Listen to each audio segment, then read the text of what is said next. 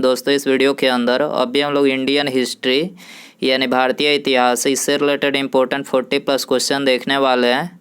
तो दोस्तों वीडियो पसंद आए तो वीडियो को लाइक शेयर एंड चैनल पर नया है तो चैनल को सब्सक्राइब कर पास में जो घंटी का निशान है उसे भी ऑन कर दें, ठीक है।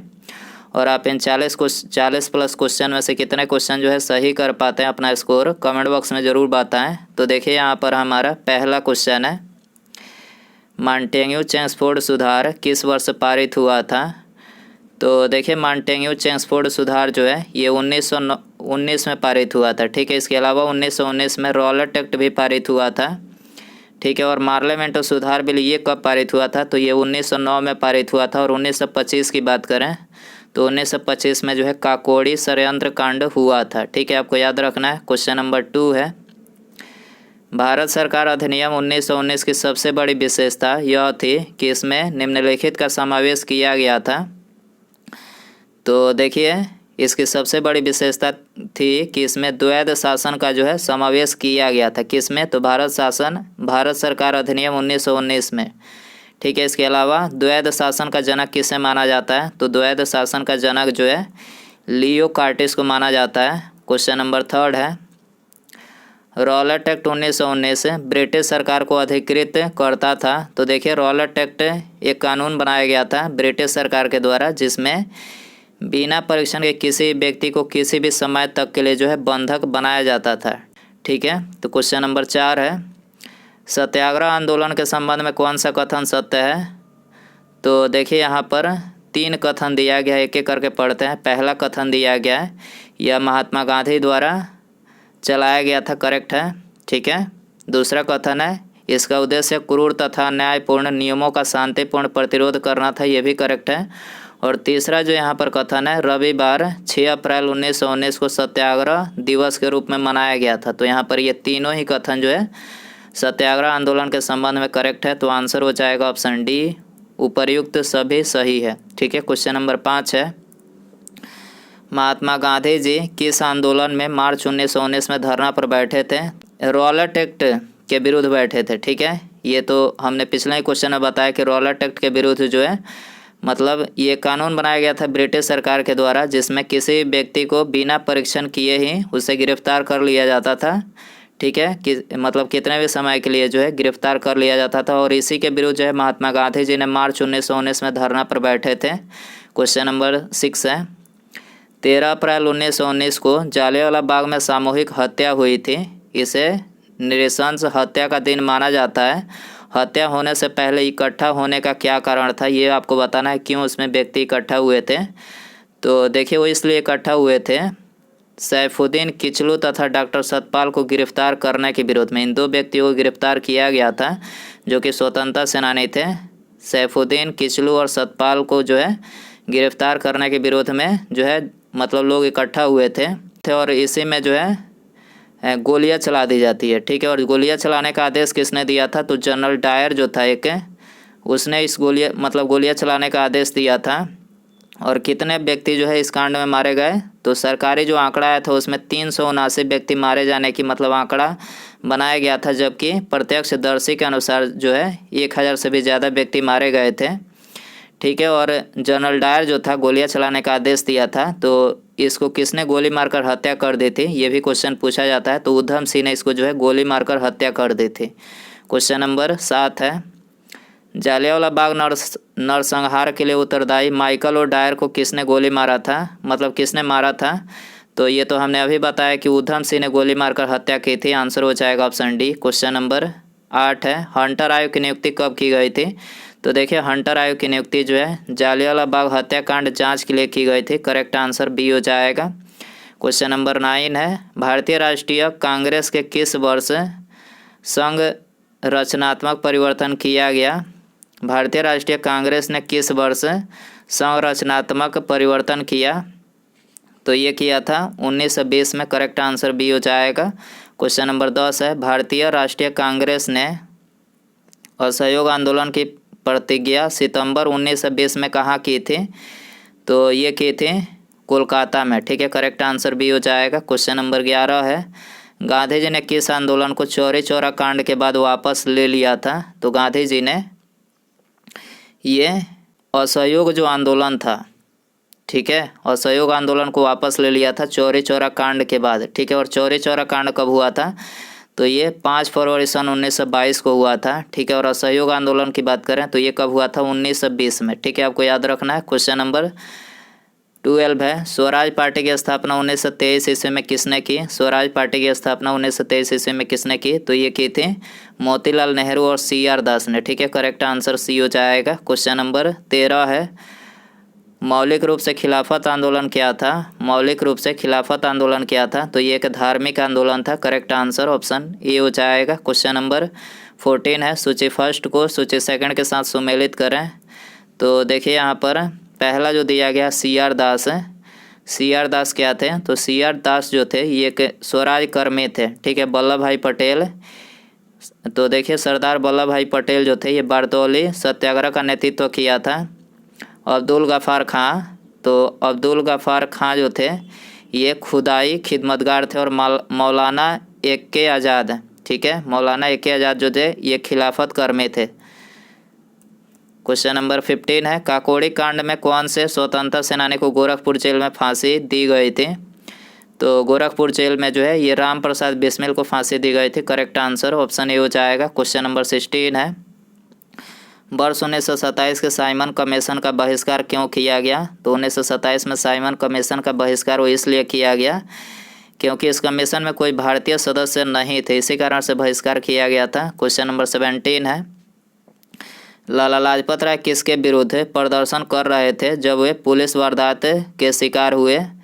तो ये कर रहे थे साइमन कमीशन के विरुद्ध प्रदर्शन, ठीक है। तो आंसर हो जाएगा ऑप्शन डी।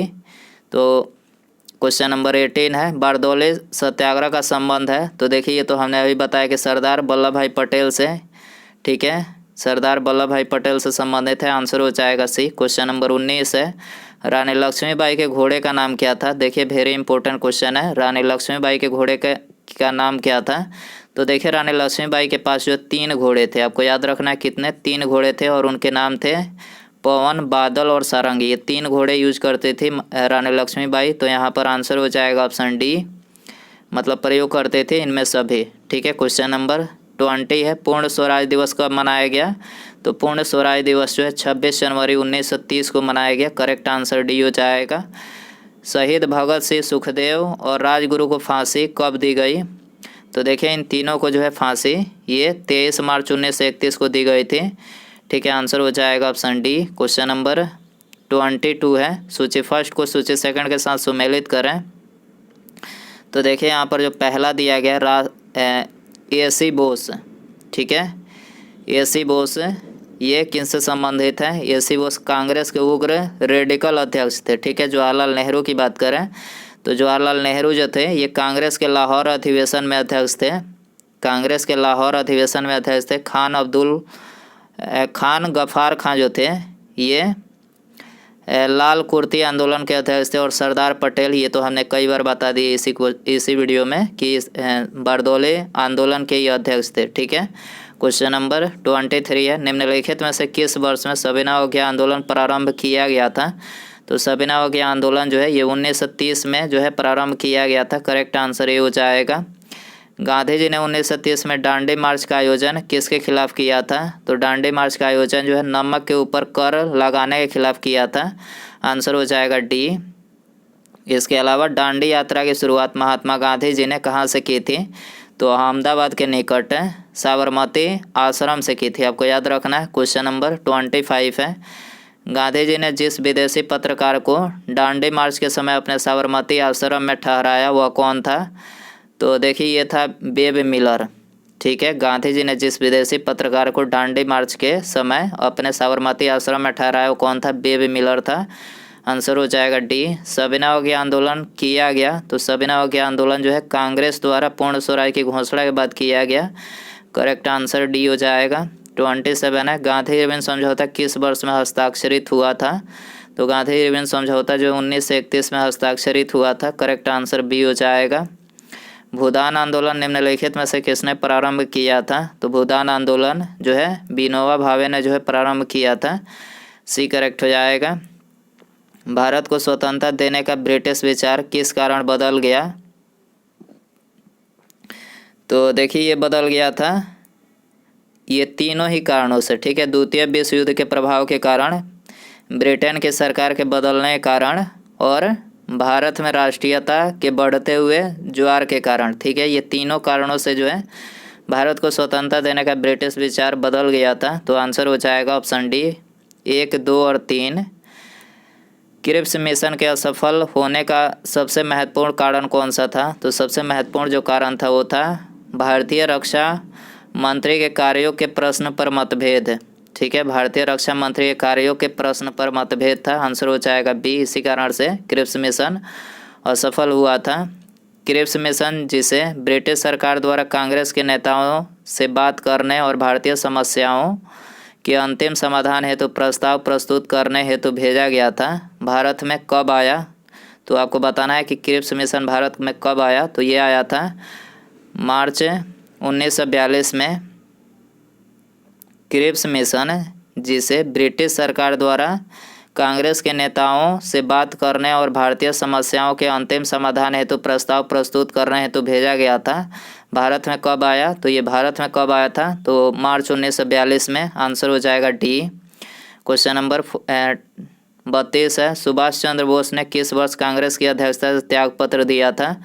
तो ये 1939 में त्यागपत्र दिया था। करेक्ट आंसर बी हो जाएगा। 33 है, निम्नलिखित में से कौन से क्रांतिकारी थे जो बाद में एक योगी और दार्शनिक बन गए? तो इनका नाम था Arvind Ghosh. Correct answer D हो जाएगा। मुस्लिम लीग ने भारत विभाजन की मांग सर्वप्रथम कब की थी? तो मुस्लिम लीग ने ये 1940 में भारत विभाजन की मांग की थी। इसके अलावा भारत विभाजन किस योजना पर आधारित थी? तो ये माउंट बेटन योजना, आपको याद रखना है, माउंट बेटन योजना पर आधारित थी। क्वेश्चन नंबर 35 है, भारत छोड़ो आंदोलन प्रारंभ किया गया था? तो ये 1942 में प्रारंभ किया गया था। करेक्ट आंसर बी हो जाएगा। क्वेश्चन नंबर 36 है, निम्नलिखित में से कौन भारत छोड़ो आंदोलन में शामिल नहीं थे? तो ये BR अम्बेडकर जो थे ये शामिल नहीं थे। करेक्ट आंसर डी हो जाएगा। क्वेश्चन नंबर 37 है, वह अमेरिकी प्रकाशक जो भारत छोड़ो आंदोलन के समय महात्मा गांधी के साथ थे, कौन थे? तो ये थे लुईस फिशर, ठीक है। वो अमेरिकी प्रकाशक जो भारत छोड़ो आंदोलन के समय महात्मा गांधी जी के साथ थे, वो कौन थे? तो ये लुईस फिशर थे। आंसर हो जाएगा option A. Question number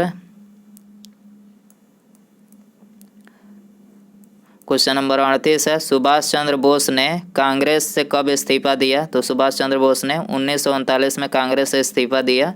C correct हो जाएगा। क्वेश्चन नंबर 39 है, इंडियन नेशनल आर्मी किसके द्वारा बनाई गई?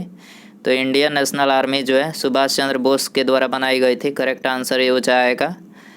आज़ाद हिंद फौज के संस्थापक कौन थे? तो आज़ाद हिंद फौज के जो संस्थापक थे तो वो थे Subhash Chandra Bose. Correct answer C हो जाएगा। उसके बाद यहाँ पर हमारा अगला क्वेश्चन है, किस अधिवेशन में कांग्रेस द्वारा पूर्ण स्वराज की मांग रखी गई?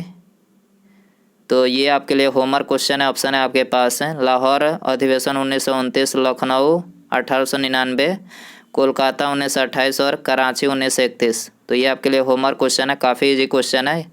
ये आप देख सकते हैं रेलवे में कितनी बार पूछा गया है।